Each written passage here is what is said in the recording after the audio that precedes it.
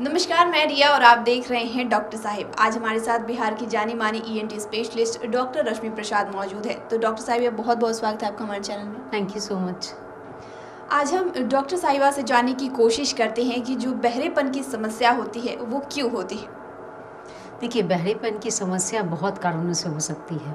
कुछ होता है कि बहुत सारे हमारे पास बच्चे भी आते हैं जिनके पेरेंट्स ये बोलते हैं कि उन्हें सुनाई थोड़ा कम दे रहा है। तो अगर बच्चों के केस में अगर सुनने में कोई तकलीफ़ आ रही है तो बहुत आमतौर पे ऐसा देखा गया है कि कान में अगर वैक्स है तो उसके कारण भी छोटे बच्चों में सुनने की समस्या होती है। इसके अलावा कभी-कभी जब बच्चों में सर्दी खांसी होती है तो वो कभी-कभी एक ट्यूब होती है जिसे यूस्टेशन ट्यूब कहते हैं। तो वो ट्यूब कान के बीच वाले हिस्से को और नाक के पीछे वाले हिस्से को जोड़ती है।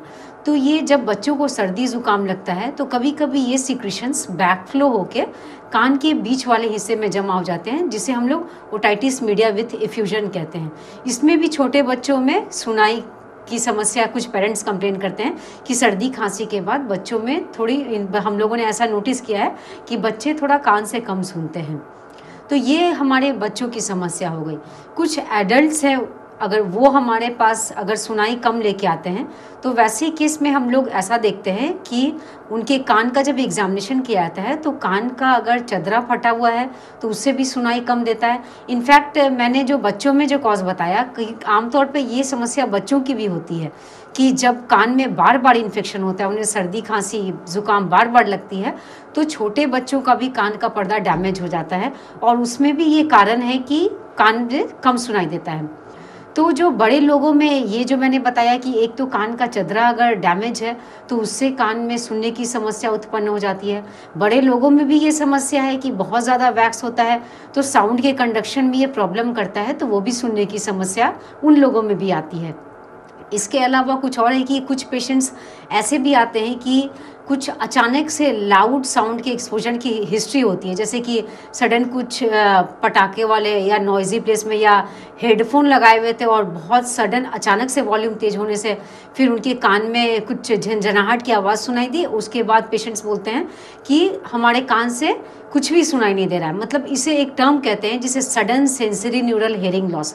इसमें sudden exposure of loud sound या नहीं तो किसी वायरल इन्फेक्शन, इस तरह के केस में ऐसा देखा है कि पेशेंट बहुत शॉर्ट हिस्ट्री देता है कि आज सुबह में मुझे फीवर हुआ, उसके बाद मैं थोड़ा रेस्ट किया, उसके बाद से मैडम मुझे सुनने की समस्या हो गई और ऐसा लग रहा है कि मुझे इस कान से बिल्कुल भी नहीं सुनाई पड़ रहा है।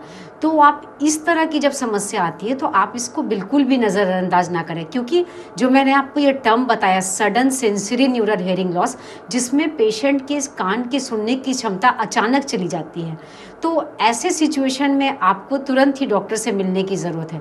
क्योंकि इसमें एक बात कही जाती है कि जितना अर्ली मतलब विदिन 3 डेज़ अगर आप डॉक्टर के पास पहुंचते हैं तो आपकी ये जो सुनाई जो कंप्लीट चली गई है वो स्टेरॉयड की इंजेक्शन से या स्टेरॉयड इंट्राटिम्पैनिक हम लोग कान के अंदर भी इंजेक्शन देते हैं, उससे काफ़ी अच्छा इम्प्रूवमेंट हो जाता है।